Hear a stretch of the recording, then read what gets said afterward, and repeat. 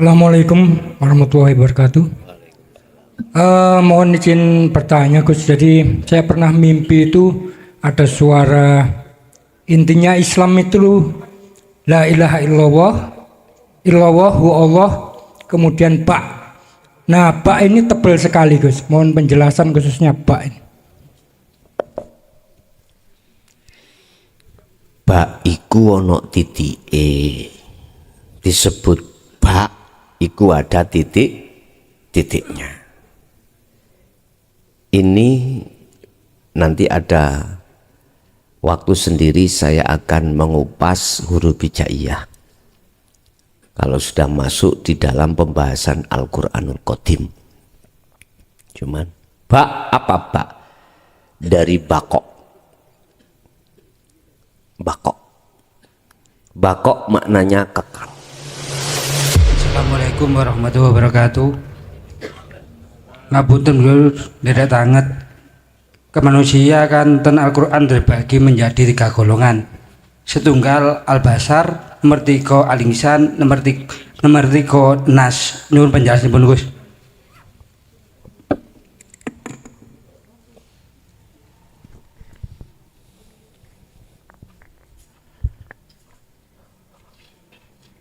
Al-Bashar pun digosoke.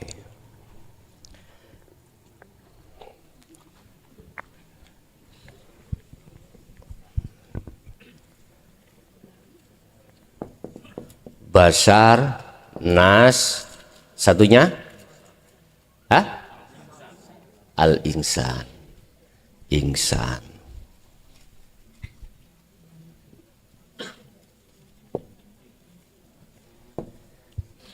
Bashar bersifatkan manusia. Nas yo manusia. Terus insan yo manusia. Beda tulisan, beda nama, tapi maksudnya sama. Ini ada kaitannya dengan gini, Pak. Hidup yang ada pada makhluk jenengan manusia. Hidup yang ada pada makhluk namanya malaikat. Hidup yang ada pada diri makhluk namanya hayawan. Hidup yang ada pada diri makhluk jin atau iblis, macam-macam. Ahadiyahkanlah yang seakan-akan Allah itu banyak.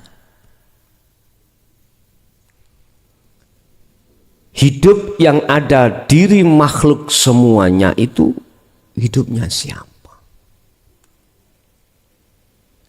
Kalau secara syariat kita mandang hidup itu sifat.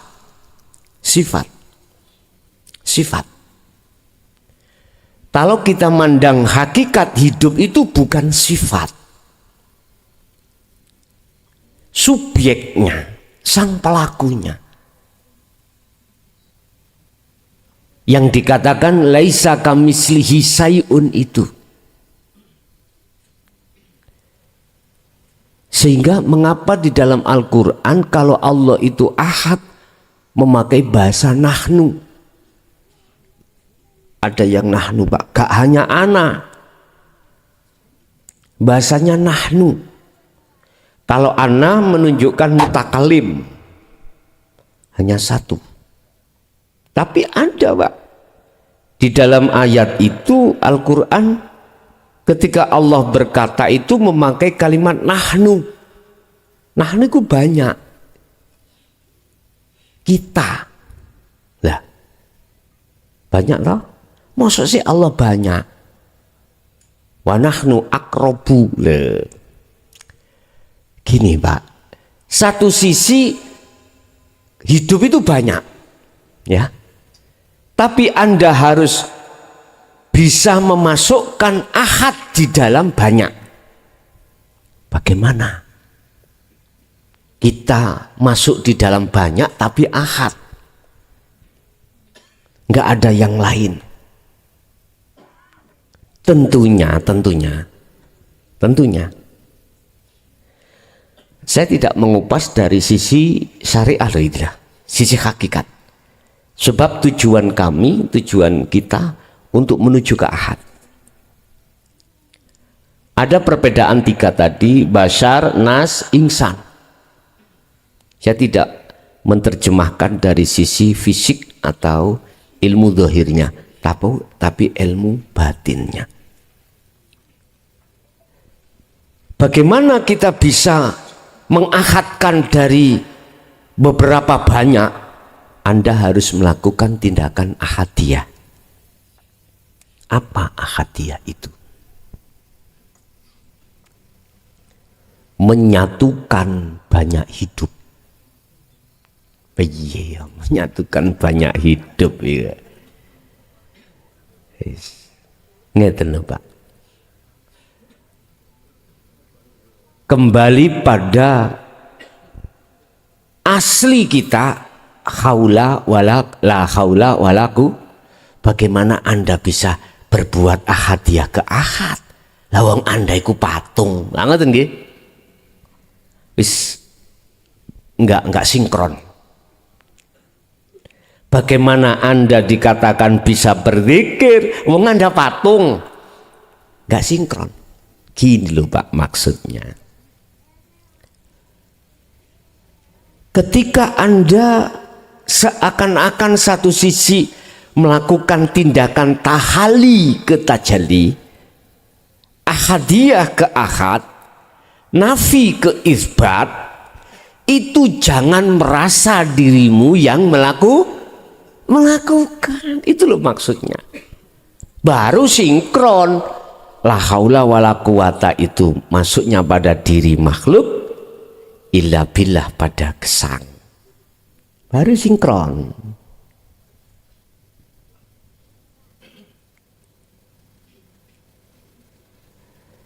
Jadi ketika kita masuk dalam basyar, pada nas, pada insan, sama hidup. Kalau sudah di titik wilayah itu, maka tidak ada perbedaan. La farqo bainahum, nggak ada perbedaan. Ulama kalau sudah masuk di sini nggak ada ulama khilaf, nggak ada. Beda pendapat nggak ada. Ingat, tauhid yang dibawa oleh Nabi dan Rasul mulai Muhammad sampai mendawukur sampai Nabi Adam sama. Yang nggak sama iku syariat. Karena syariat itu menyesuaikan zaman. Contoh. Saiki zamane Rasulullah dulu, mohon maaf ya, oleh karena nggak ada kendaraan mobil, pesawat, budal hajiku numpak unta, gelunu ya sak teko-teko nih. Nah sekarang zaman kita itu sudah zaman sing modern, Pak. Ya numpak pesawat. Kalau kita dipaksakan harus seperti Kanjeng Nabi tumpakane kudu unta. Nggih ngapunten Kang Kathah. Mungkin Anda belum sampai tutuk nggonis bongko dhisik. Lah iya ta? Sudah mati dulu. Mula jangan gampang bid'ah itu. Karena Rasulullah pada saat itu enggak memakai hal itu. Kalau begitu, kui pidatus gak usah mik. Ya dah? Gak usah mik. Kalau semua kok anggap bid'ah. Al bid'atu adzolalah. Adzolalatu finnar. Neraka. Ya udah, Pak. Ya jok gembel wong. Wis. Jadi sholat, makan, gak usah mbok sendok amen. Walaupun gak pakai sendok, gak boleh. Jari 5 langsung dipakai. Ya telu ae. Telu. Jari 3 ini loh Pak. Itu Rasulullah. Jangan ada celana, ya toh? Serba nono. Rumah begitu, jangan bikin genteng ini. Golek, carilah daun kurma. Nggih mohon maaf yo, ojo kelincipen lah. Bila mana ngomong bid'ah, ya, ojo kelincipen. Tauhidnya sama, murni. Apa tauhidnya? Ani'budullaha wajtanibut tauhid. Tauhid ruhaniyahmu itu ani'budullaha, budullaha, menghadapkan wajah ruh terhadap Allah, wajah Allah. Wajtanibut tauhid, tidak boleh beriman selain Allah. Udah, mulai sejak dulu begitu. Cuman syariat yang beda syariat, karena perbuatan fisik disesuaikan dengan zamannya. Jadi baik bashar, nas, insan sama di mata hakikat, kacamata hakikat, karena melihat sang yang berperan. Itulah subhanallah, maha suci zat. Subhanalladzi, maha suci zat hidup. Itu. Kalau kita bicara bashar, bicara nas, bicara insan secara syar'i, yono maksudi dewi-dewi, artinya perbedaan pendapat. Perbedaan pendapat. Akhirnya kalau perbedaan pendapat itu tidak ditarik ke ahad, ya nyun sewu, pecicil-pecicilan sampean. Yang biasanya pakai kunut, gak suka pada orang yang gak pakai kunut. Yang biasanya tahlil, gak suka orang yang tidak pakai tahlil. Sampai kapan hal ini terus begini? Lihat di Timur Tengah antara Syiah dengan Sunni. Ya Allah, Irak, Iran bagaimana? Pertumpahan darah, gak ada ujung-ujungnya. Ini di tubuh Islam sendiri, Syiah dengan Sunni. Kalau di Indonesia, ya dah, bisa hal itu terjadi. Akan perpecahan ini menjadikan tumpah darah yang disebut perang Palegrek. Bisa terjadi. Sudah ada Pak upaya untuk memecah belah ini dan dibenturkan supaya bercerai-berai umat Islam di Indonesia. Bisa jadi. Kalau Anda semuanya tidak kembali kepada Allah, mesti akan fanatik dengan benderanya masing-masing. Apalagi bentar lagi 2024 ada pilihan politik lah. Mohon maaf Pak, mudah-mudahan hal itu tidak terjadi. Bisa jadi karena politik yang seperti ini menjadi pecah. Warga negara Indonesia bisa dipecah, bisa jadi. Makanya harus dikuatkan dengan tauhid itu. Baru kalau sudah masuk di situ, akhirnya tidak melihat insan basar atau nasnya, tapi melihat sopo pelaku nih sing dadekno tahlil ambek qomat, ambek kunut. Semuanya kembali kepada Allah. Biasanya sampean pakai kunut terus mlebu masjid, iku kok gak kadek kunut, ati sampean gak hasud atau gak drengki, ndak, karena sampean melihat Allahnya. Oh Gusti Allah gak pakai kunut imami delok Allah ya gak melok kunut, sing tahlil gak pakai, sama. Damailah Indonesia, umat ini kalau sudah masuk ke ahad di situ. Oke, ada lagi?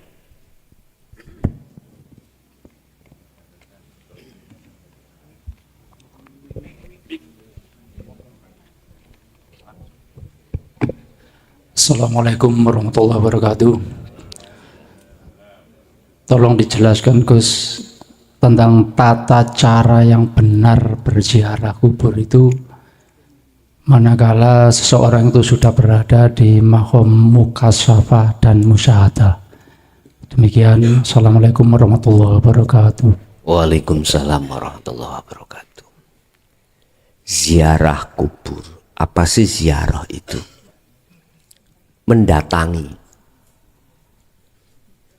Mendatangi ahli kubur, entah itu orang tua kita, entah itu selain orang tua kita. Etika dan tata tertib itu tidak jauh berbeda dengan Anda berdoa pada Allah.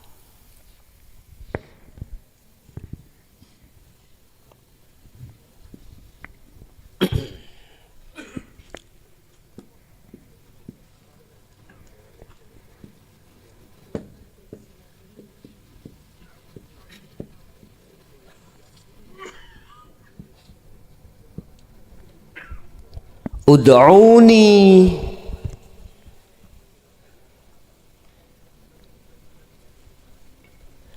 astajib lakum. Ud'uni iki secara umum dikatakan jaluk. Mintalah kau padaku. Kalau kau betul-betul mintanya padaku, maka astajib. Tak sembadani awakmu, tak kabul do penjaluanmu, saya kasih permintaanmu kalau betul-betul mintanya pada Allah. Bagaimana mungkin jenengan itu dikatakan mintanya pada Allah, wong di lesan saja secara fisik tapi hatimu tidak. Mafhum mukhalafah ayat ini, jikalau kau mintanya terhadap selain Allah, ya tidak astajib, gak fastajib lakum, gak disembadani. Secara umum memang mengatakan ud'uni, kalimat ini adalah kalimat permintaan. Kalau boleh saya mengatakan ud'uni itu rawuh. Datango sira ni ing ingsun teko. Berarti Anda harus menemui Allah dulu. Jangan minta yang kau depankan perkara yang kau minta, jangan. Pergilah kau menemui Allah dulu. Kalau sudah bertemu Allah, maka fastajib, maka saya turuti opo penjaluamu. Makanya di situ ada ya mutakalim, menunjukkan kembalinya pada Allah. Ini toh yang tidak kita perhatikan, sehingga kita itu berdoa mengharapkan sesuatu, artinya hati kita menghadap terhadap makhluk yang berupa yang apa kita minta. Contoh wong tua, napuro Gusti, sampeyan sepurane ana dosane, sampeyan delehne nggone ngerso sampeyan rahmat jenengan surga jenengan. Iku lah makhluk sih. Hati mengharapkan seperti itu salah miturut kacamata hakikat. Hati jenengan rohania harusnya keni kepada Allah dulu. Rawuh sira ing Allah, carane ini wajah tu wajia. Hadapno wajah ruhmu terhadap Allah, lesan ngomong. Baru itu yang benar. Istilah lagi, datang secara fisik Anda pada makom orang tuamu atau ke para wali misalkan ya, silakan. Tapi tapi bertajalilah. Ketika Anda membaca Fatihah, ketika Anda membaca apapun yang maksudnya itu dikirim terhadap ahli kubur, hatimu bertajalilah. Supaya etikanya bener, la haula wala quwata illa billah. Sering saya kasih pengertian gini. Aku minta sesuatu terhadap dirimu. Sesuatu itu yang memiliki jenengan. Nggak boleh saya langsung ngambil tanpa metuin jenengan. Tanpa rawuh datang jenengan riyin. Saya harus rawuh dulu. Saya harus bertemu jenengan dulu baru mengatakan, Bu, Pak, kula nyuwun jemblem niki nggih. Baru iku etika yang benar. Gak metuki sampean langsung ae tolah-toleh gak ana wong tak jukuk jembleme. Sampai nitung jembleme mang 10 kok kari 9. Nah ngoten nggih. Mesti jawabane sapa sing nyolong. Bahasanya mesti nyolong. Siapa yang mencuri? Beda Pak. Cara saya menemui jenengan riyin, Pak, nyuwun jembleme setunggal. Oh nggih, punduta. Kudu arep ta sonak musan. Nggih, ya wis jukun situ. Tak cukup, Pak. Cara 10 kari 9 jenengan wis gak ono ati sapa sing nyolong, enggak.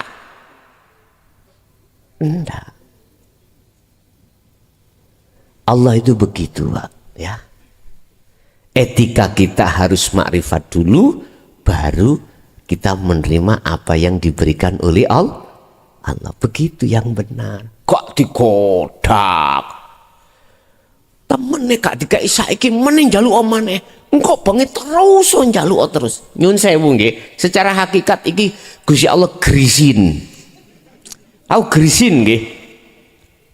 Grisin iku hei, aku gak budek.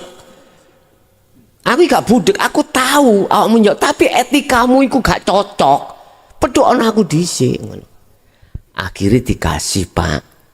Ada yang dikasih walaupun tidak metui. Lah inilah namanya istidraj, bukan hidayah. Kinabuli. Perkara apa yang kita minta tanpa didasari makrifat dulu, itu namanya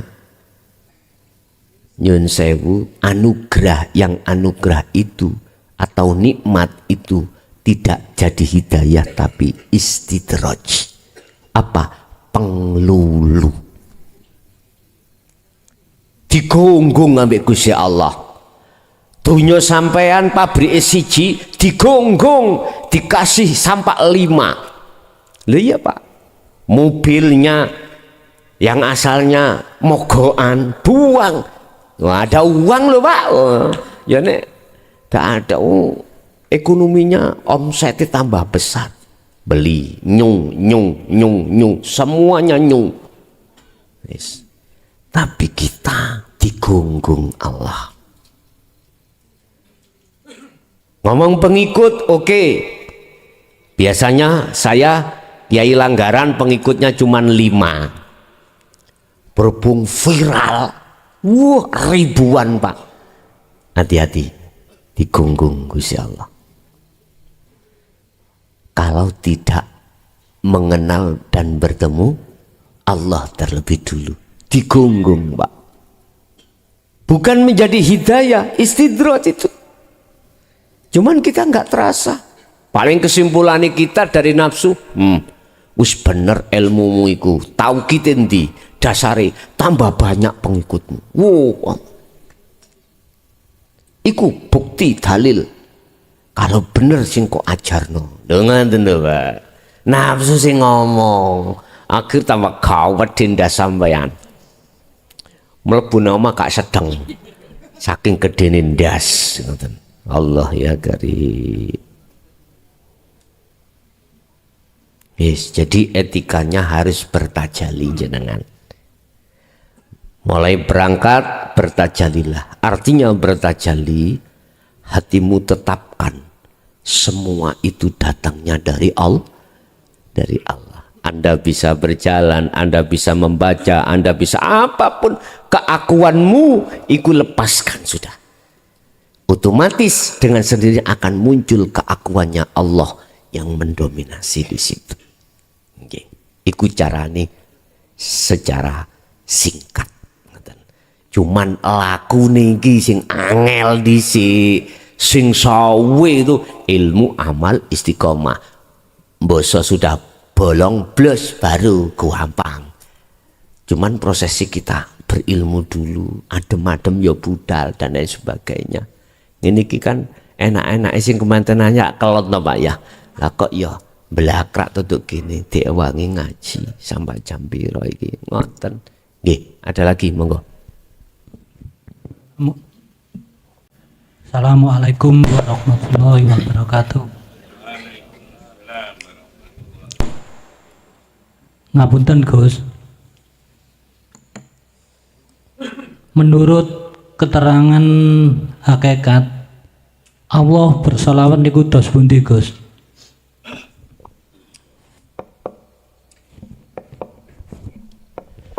Innallaha malaikatahu yusalluna 'alan nabi. Ya. Sesungguhnya Allah dan para malaikat iku yusalluna, banyak yang mengartikan bersolawat pada Nabi. Padahal maksudnya solawat iku rahmat. Rahmat. Rahmat. Apa sholawatnya Allah terhadap Nabi? Kasih rahmat. Bentuknya menjadikan beliau sebagai utusannya untuk menyampaikan ajarannya. Itu sholawatnya Allah. Lah, para malaikat sholawatnya apa? Rahmatnya lewat apa? Menyampaikan wahyu. Lah, terhadap beliau. Iku cara hakikat. Kalau ngomong bahasa syariat ya apa Allah bersolawat sak dunya mingkem dapat. Ya apa maca solawati Allah itu? Apakah sallallahu ala Muhammad? Gak bisa jawab. Sampai detik ini misteri itu belum bisa terjawab. Cara syariat ya. Cara syariat. Ya ayyuhalladzina amanu sallu alaihi wasallimu taslima. Lha itu mriku. Wong Allah bersolawat, malaikat bersolawat. Apalagi kita ya kudu bersolawat. Cuman yang ditanyakan adalah bagaimana solawatnya Allah dan malaikat terhadap Kanjeng Nabi. Ya rahmat itu tadi. Hidayah bukan istidraj. Jenengan dikasih anugerah ambek Allah. Anugerah ya. Berbentuk apa? Nikmat. Tapi bisa Anda jadikan sebagai jalanmu untuk bertemu Allah di situ, maka Allah bersolawat. Allah merahmati dirimu, akhirnya menjadi hidayah. Jadi wujudnya hidayah ini sama dengan Allah memberikan rahmat terhadapmu. Bahasa kasari Allah bersolawat pada dirimu. Biar diprotes. Wah iso. Wong iku hanya ala Nabi Ibnu Abdillah. Ya bener. Aku saiki tekok. Kanjeng Nabi iku makhluk napa mboten? Makhluk. Jenengan makhluk napa mboten? Makhluk. Apa bedane? Iku beda. Ngono wis. Gak mari-mari bar gegeran terus. Wis menengo ae. Nek ngene menengo ae. Ngalah sing waras ya. Sing waras ngalah. Wis diem ae.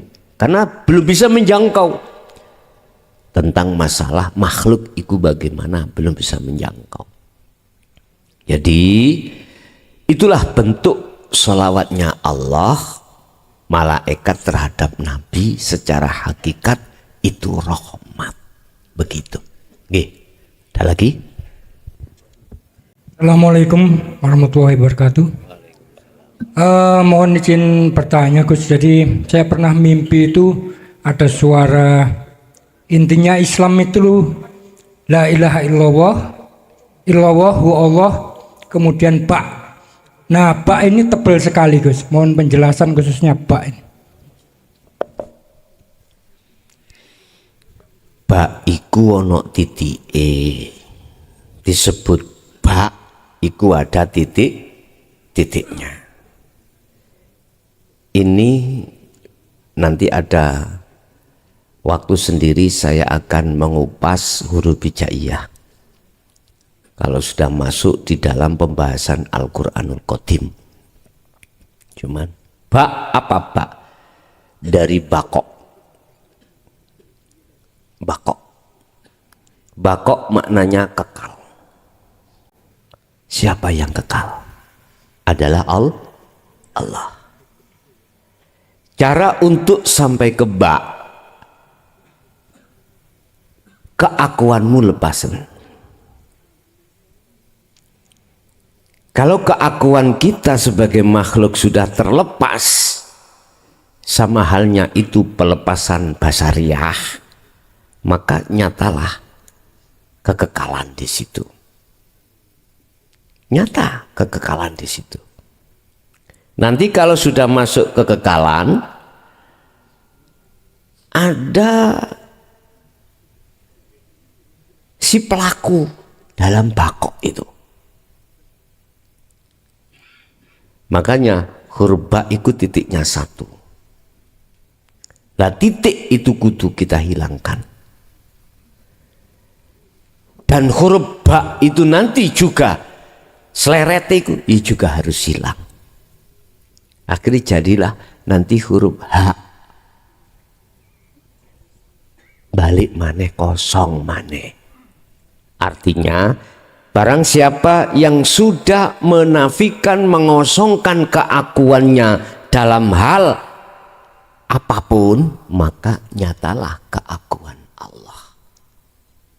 Di situ nanti. Memang kita di dalam Al-Quran itu wong Islam itu dikenalno tauhid la ilaha illallah illa huwa illa anta illa ana. Kalau sudah ana berarti fa'budun. Arahnya adalah mengosongkan dari semua apapun yang ada dalam diri Anda yang tadinya saya sebut sebagai keakuan makhluk. Nafi dihilangkan. Setelah itu isbat, itulah fa'budun.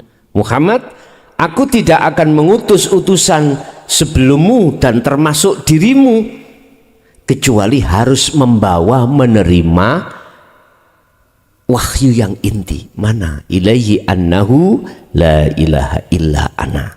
Ini artinya jelas no Muhammad, sampaikan wahyu ini Muhammad terhadap umatmu tentang tidak ada Tuhan kecuali aku.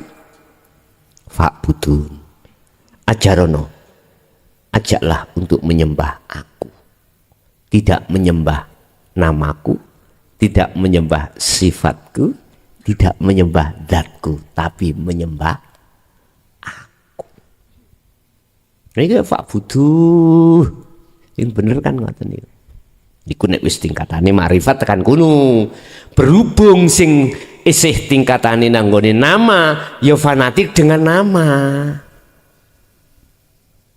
Akhirnya ketika saat saya katakan huwa hidup zat yang maha suci, Allah itu nama, nggak terima. Akidah ahli sunnah wal jamaah gak seperti itu. Keluar berarti Anda kelincipan bos. Aku wis tahu anak kuno. Ngono ya. Jadi maksud dari ba itu adalah sampailah kau pada kekekalan. begitu Pak ya. Oke, ada lagi?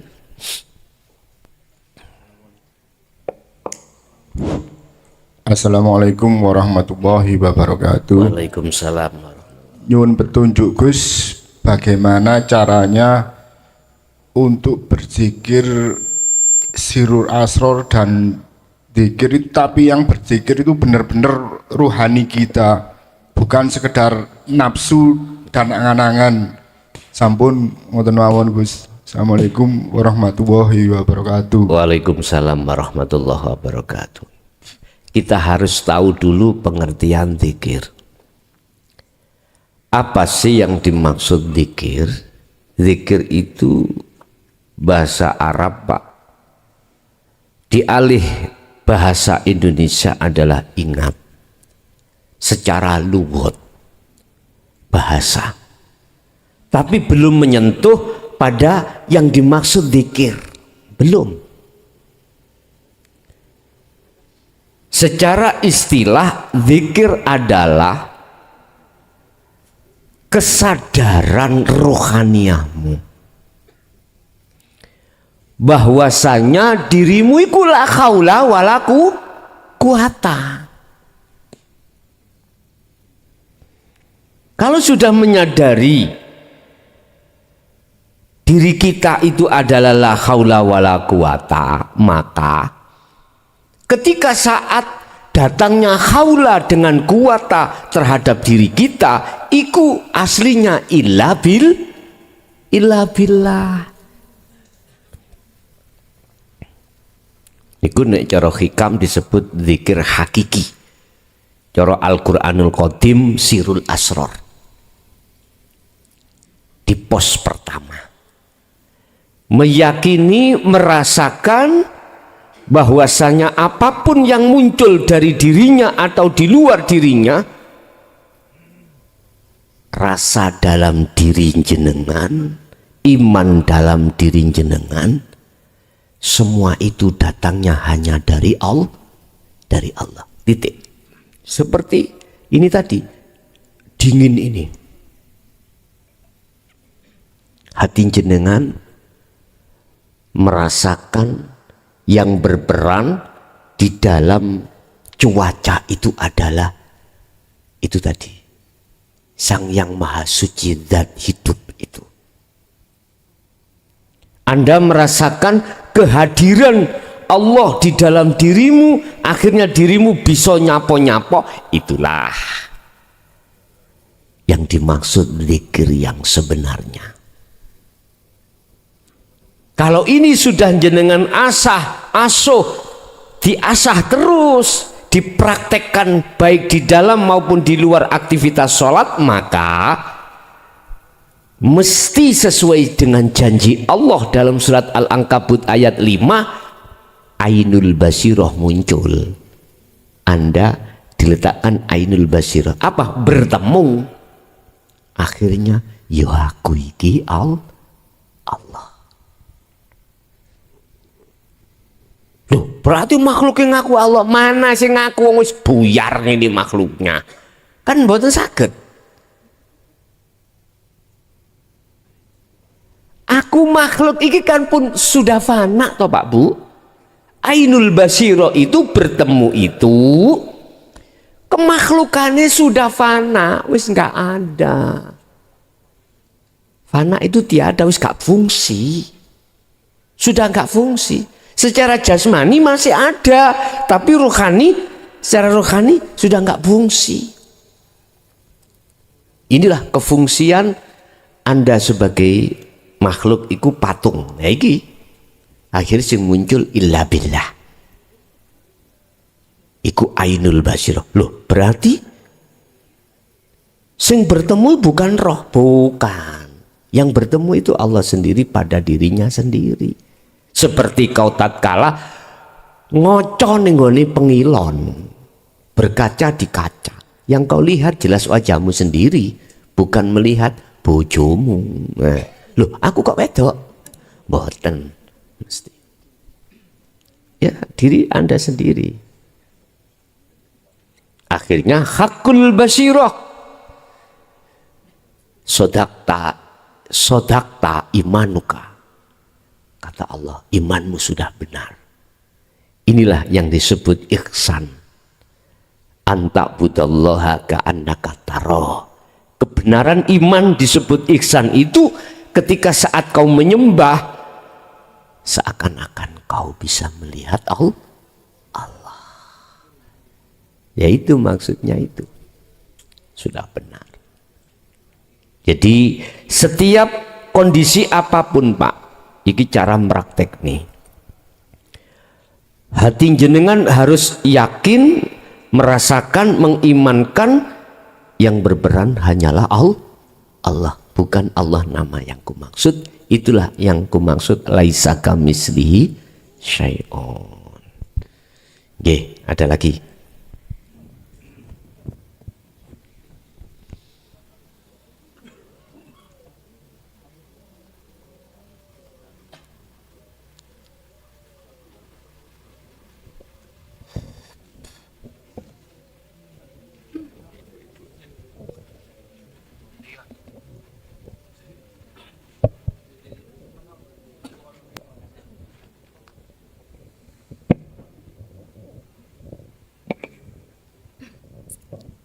Assalamualaikum warahmatullahi wabarakatuh. Waalaikumsalam warahmatullahi wabarakatuh.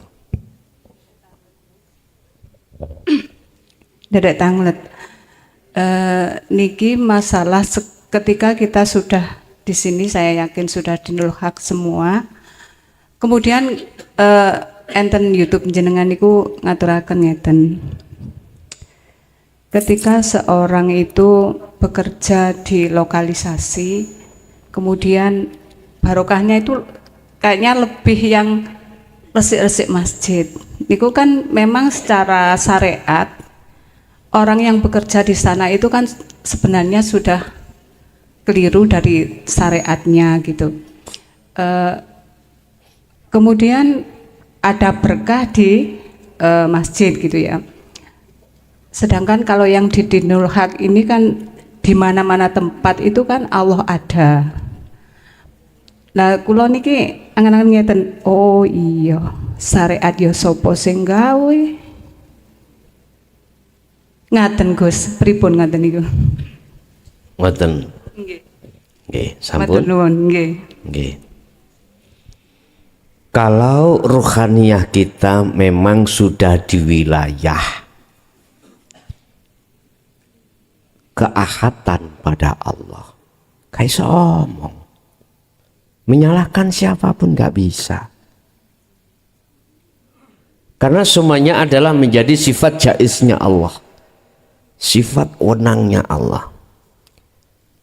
Kalau tidak saya letakkan lokalisasi, aku lah tua senggarap neraka lah. Terus apa sih ngeleboni?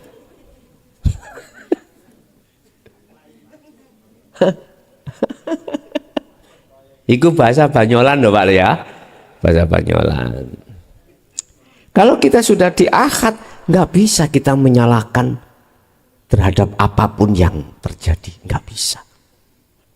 Karena jenengan sibuk ruhaniyahnya, beriman, merasakan, melihat keakuannya Allah yang berperan.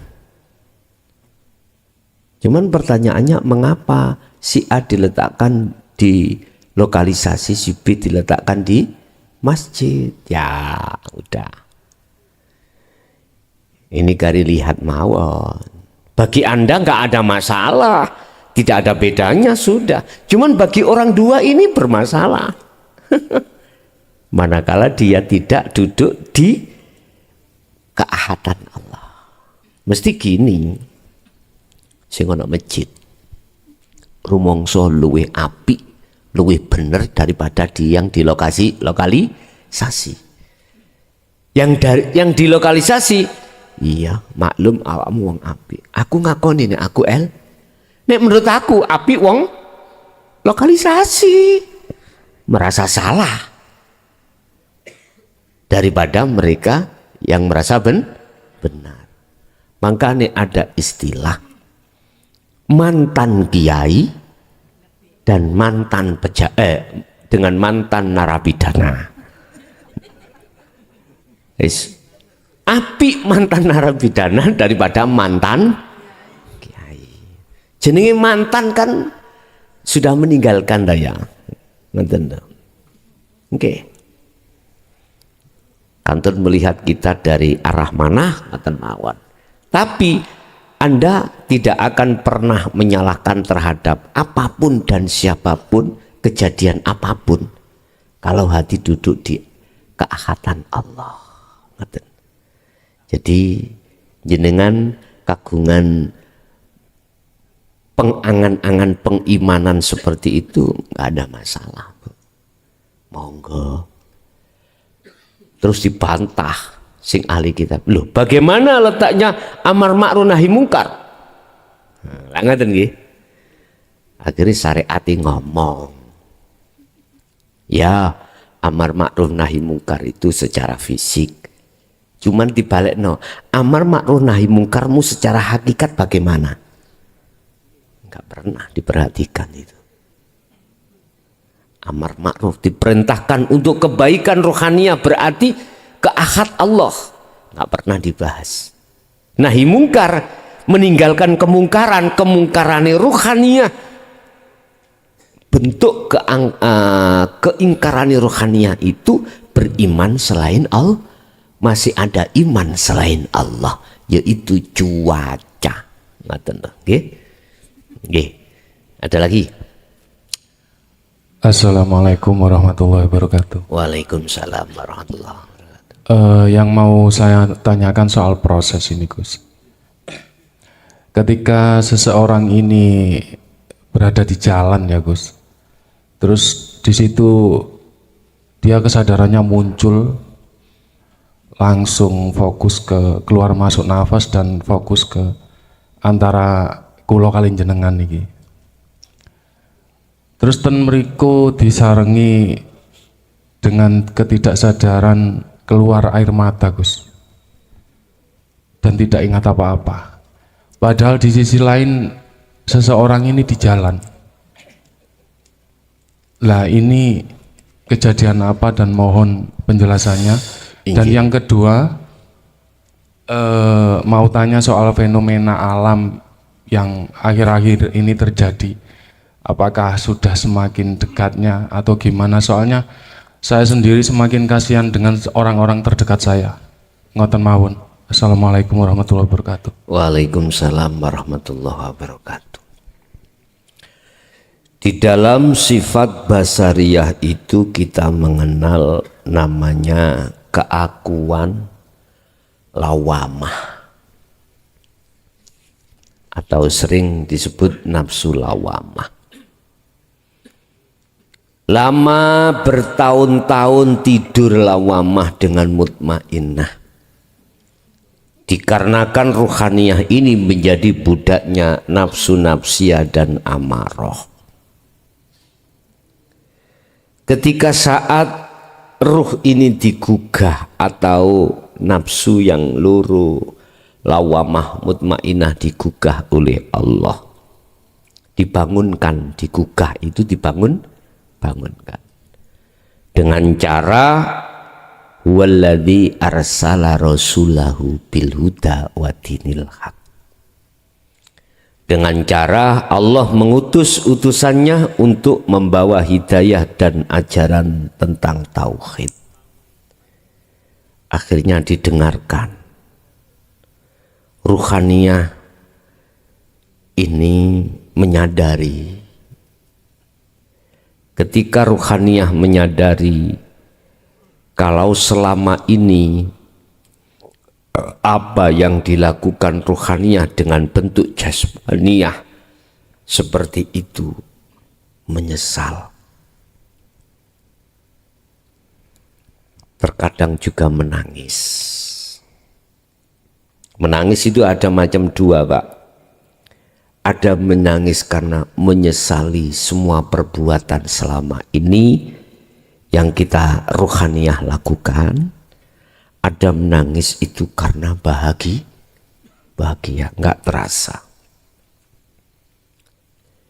Tinggal nanti jenengan yang yang merasakan itu termasuk golongan menangis karena bangunnya nafsu lawamah atas kesadaran bahwasanya selama ini kita masih berlaku zalim pada Allah. Subhanaka inni kuntu minadz zalimin. Dan ataukah nangisnya ini karena bahagia? Bahagianya apa? Nafsu mutmainnah akhirnya bangun dan mau kembali kepada Allah.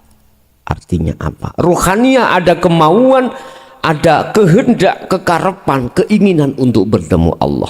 Akhirnya disebut ya ayyatuhan nafsul mutmainnah. Disebut jiwa yang damai. Itu kan kalimatnya gini, kalimatnya kalimat perintah toh, Pak. Dipanggil oleh Allah, ya ayyatuhan nafsul mutmainnah, wahai jiwa yang damai. Jiwa kok ya maksudnya ya nafsu iku, ya nafsu maksudnya ya roh iku kok. Panggilan ini berarti ruh itu belum kembali, tapi sudah sadar.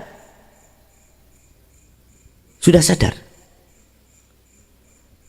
Dikasih petunjuk bagaimana caranya kembali, tapi belum kembali. Sudah sadar. Bentuk kesadarannya itu pertama, selama ini aku zalim pada Allah. Yang kedua, ada kemauan, keinginan untuk kembali pada Allah. Akhirnya disebut jiwa, nafsu. Masih disebut nafsu, cuman disebut mutmainnah. Wahai jiwa yang tenang, irji'i. Loh, ini perintah. Belum berangkat ini. Tapi jenengan sudah ada kesadaran dalam dirimu akan kembali pada Allah. Ila rabbiki, terhadap Tuhanmu. Radiyatan mardiyah, kembalimu hanya dengan ridho dan diridani. Mengapa? Ridho dan diridani, jangan ridho melepaskan keakuanmu. Ridho Anda melepaskan apa yang tadinya Anda merasa dan merasa keakuanmu. Lepaskan. Radiyatan mardiyah. Allah juga ngeridani. Wis plak, akhiri fadkhuli fi ibadi wadkhuli jannati. Kau akan kumasukkan dalam golongan ahli syuhud, yaitu golongan yang masuk di dalam surga. Itu berarti roh. Tadi sebelum jenengan itu kembali disebut jiwa. Jiwa berarti nafas, nafas berarti nafsu, diri. Tapi sudah sadar. Lah, ketika Anda radiyatan mardiyah, inilah diridani Allah. Dengan sendirinya kadang-kadang meneteskan air mata. Itulah tetesan air mata bahagia. Makanya tadi tetesan itu tadi apakah karena sudah merasa selama ini kita zalim pada Allah, akhirnya sadar. Itu berarti lawamah. Kalau rasa bahagia berarti mutmainnah. Nggak terasa. Lah, mungkin aku ini bukan ahli normal. Paranormal kok ahli normal. Aku yakin tetesan air mata yang muncul dalam hati panjenengan ikut tetesan bahagia, begitulah.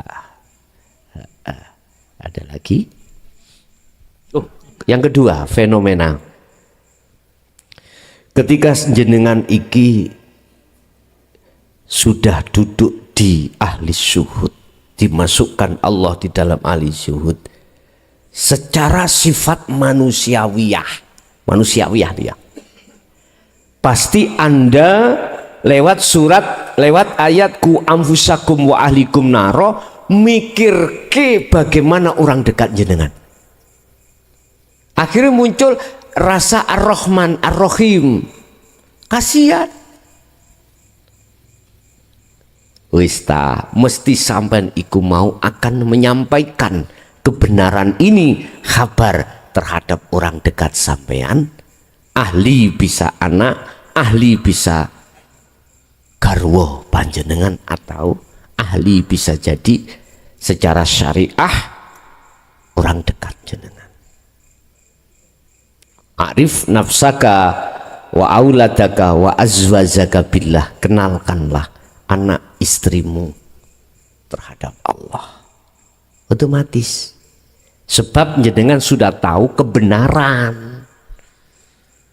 Oh begini, kalau tidak di sini jadinya begini. Mesti sampai kasihan terhadap, otomatis itu Pak. Normal itu jenengan berarti nggih. Nggih. Fenomena memang seperti itulah. Allah sudah kasih banyak tanda bukti. Tinggal kita itu percaya atau tidak, terserah. Gitu. Nggih. Lanjut. Masih ada? Monggo. Monggo. Mike.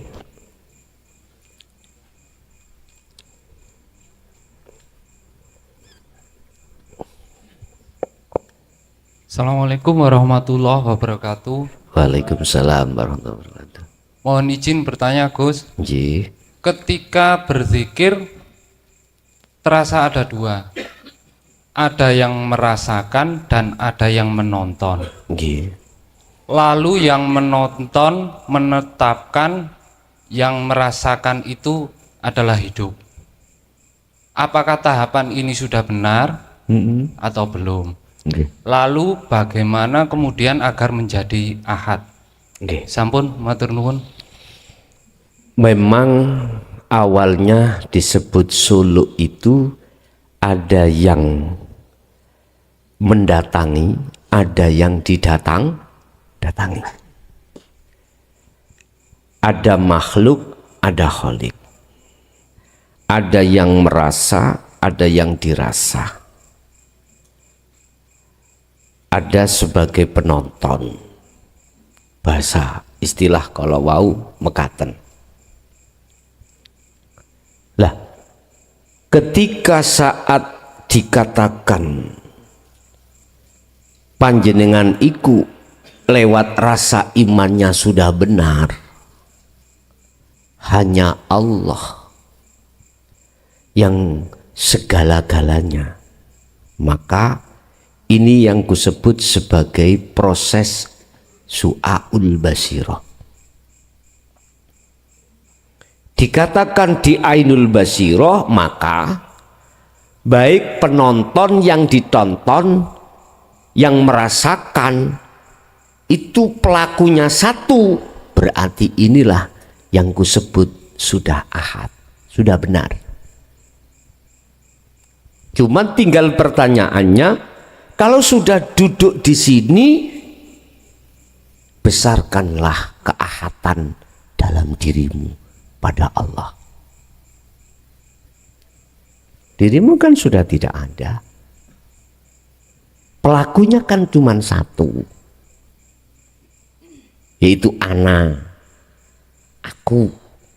Ya udah, besarkan akunya. Caranya membesarkan bagaimana? Kita di dalam satu hari satu malam itu 24 jam.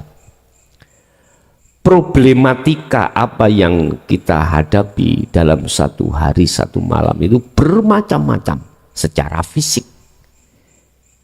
Secara fisik. Yang terpenting di situ bagaimana membesarkan volume tajali pada Allah sehingga disebut tajali mutlak. Ya otomatis. Ya, ana. Bukan Mbak Ana, nggih. Ada Mbak Ana. Nggih, ada namanya Mbak Ana. Ana Farida, Ana Sopo, macam-macam. Lah, keanehan yang ada di dalam hatimu, itu bagaimana caranya tambah besar. Volumenya tambah besar.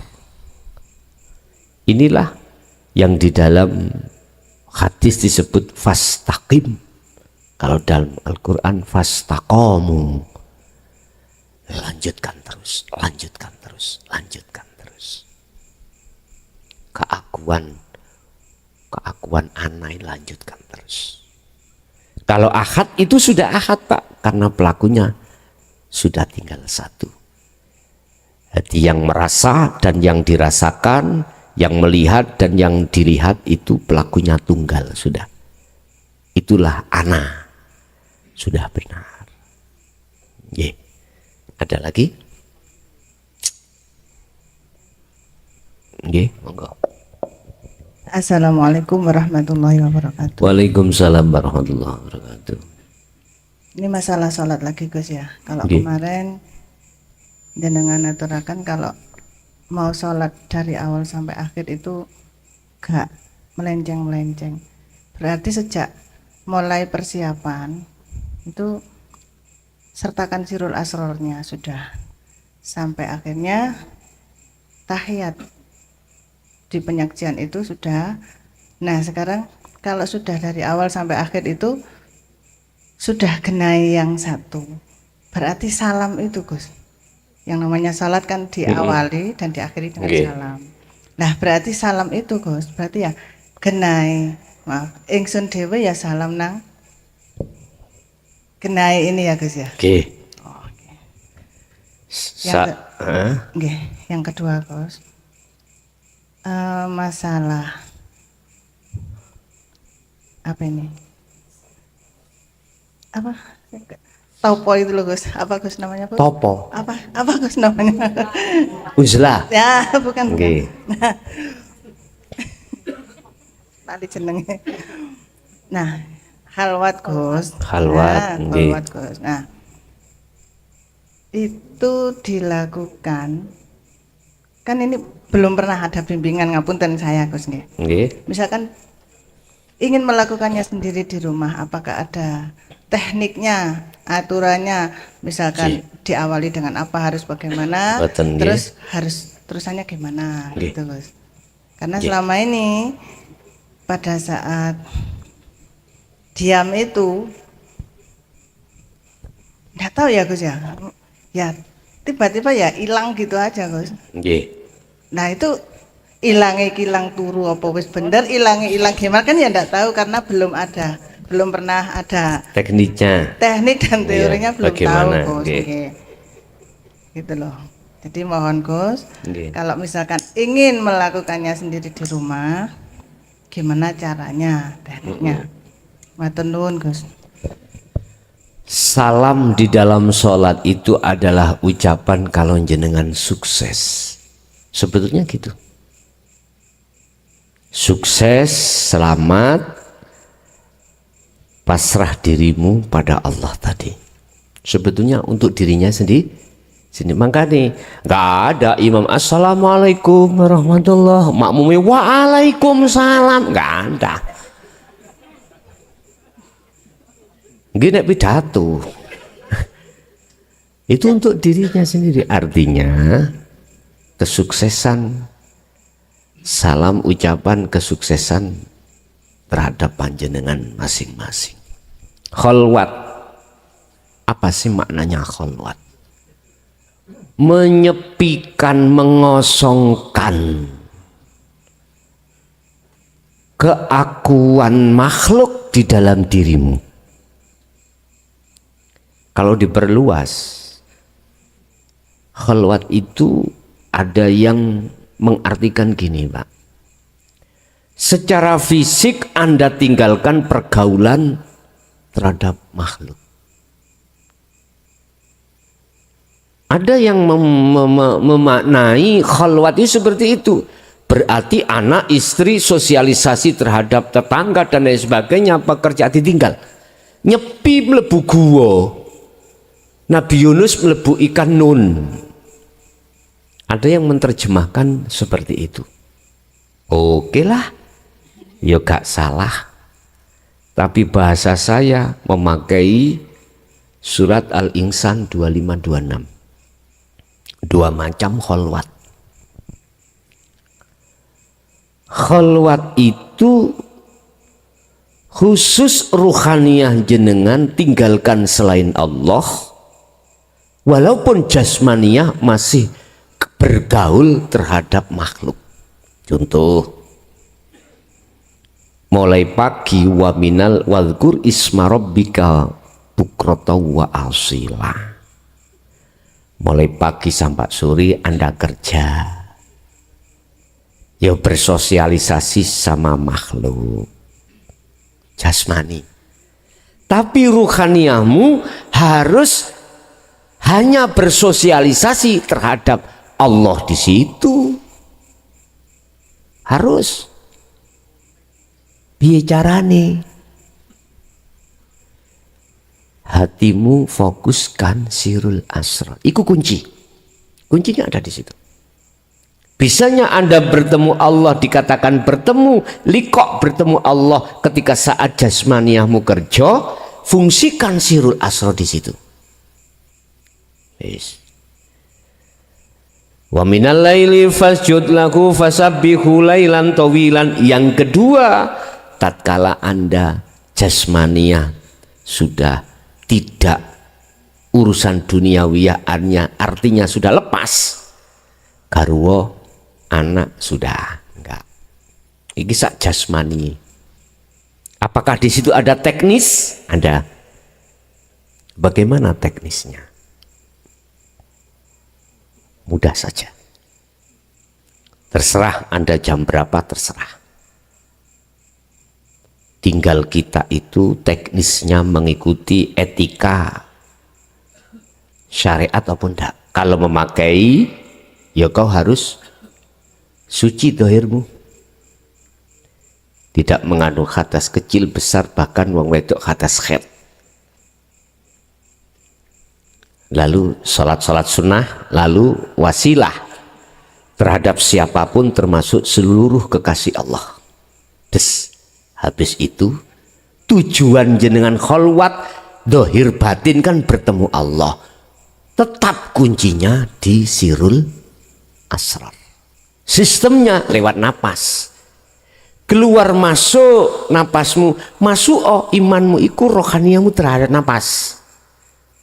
Sebab di situ ada Allah yang mengeluarkan dan yang memasukkan napas sambil mengucap Allah, Allah.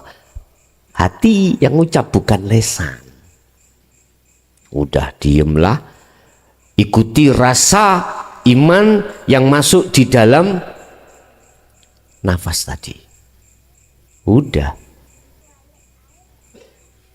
Pasti jenengan kalau memfungsikan sirul asrar mesti ngimani yang keluar, yang mengeluarkan dan memasukkan napas adalah Allah, hidup itu. Oke. Terus nanti jenengan akan masuk pada satu wilayah di mana secara nggak sadar Anda diperjalankan Allah dalam alam mukasyafah. Bisa jadi tidak. Bisa jadi tidak. Cuman pesan saya, kalau jenengan dimasukkan di dalam alam lahut ketemu Kanjeng Nabi, takono. Ya Rasulullah, apa sing diajarno mukhlason iku bener ah. Dulu jenengan ajarkan. Ini sudah ada jamaah 5 tadi malam dari Kediri melaporkan, bertanya seperti itu, jawabannya iya. Makanya kalau pesen nek ngomong nek Rasulullah misalnya jawab tidak, tak tutup ngajiku gak katik nang Karang Plosok. Mana loh, tak tutup ngajiku wis nanti tak tutup.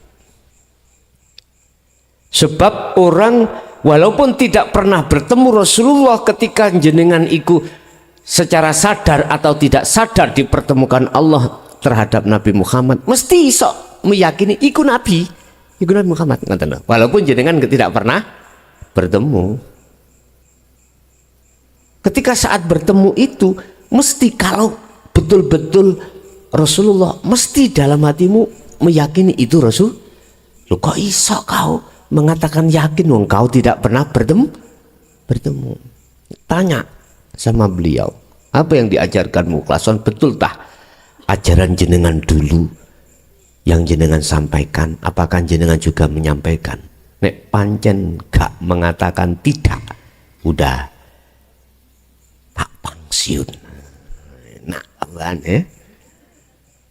Tadi malam dari Kediri jamaah sudah memberikan WA kepada saya. WA-nya isinya ya seperti itu tadi. Begitulah. Tadi belum saya terima WA yang mengatakan ini bukan ajaran yang pernah disampaikan Rasulullah. Boh nek setan sih gak mungkin kok sampean ngomong iku Nabi Muhammad, gak mungkin. Paling yang gede dawur boh ngomong aku Nabi Adam, aku Nabi Isa, aku macam-macam, aku Yesus, aku macam-macam kok. Jadi cara berkholwat di rumah itu cara sistemnya seperti itu.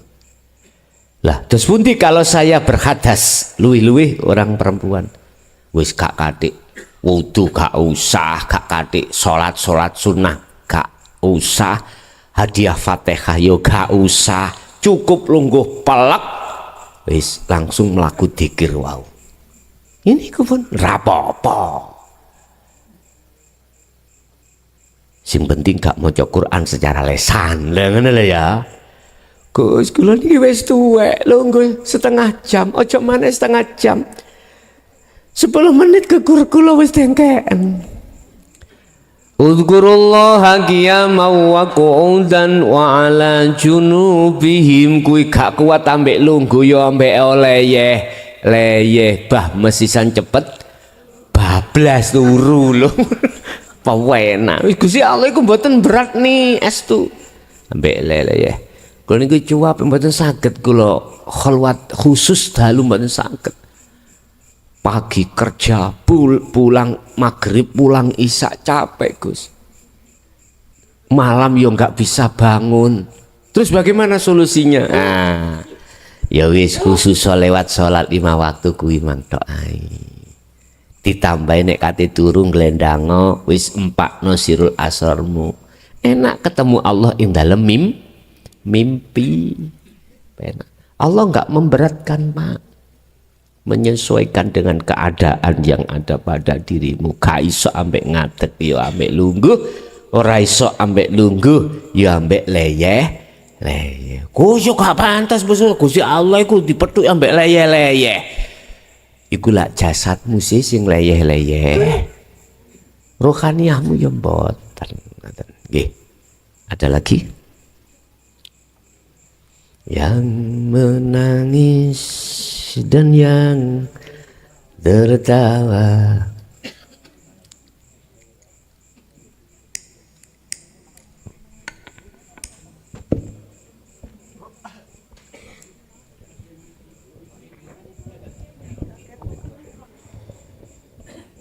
Assalamualaikum Bos. Waalaikumsalam. Napa ilmu tauhid niki saged di kangge lari-lari tasik ngaos. Mboten nggih. Sampun? Iya, sampun. Ada tahapan Pak ya, tauhid la ilaha illallah, la ilaha illallah, la ilaha illa anta. Tinggal memposisikan lari-lari ngaji itu ketika kita masuki la ilaha illallah lewat sifat-sifat wajib itu dikenal, mampu nggak memahami? Kalau mampu, ya jangan berhenti la ilaha illallah aja, naik la ilaha illahu huwa. Setelah itu kita tawarkan la ilaha illa anta, bahwasanya Allah dekat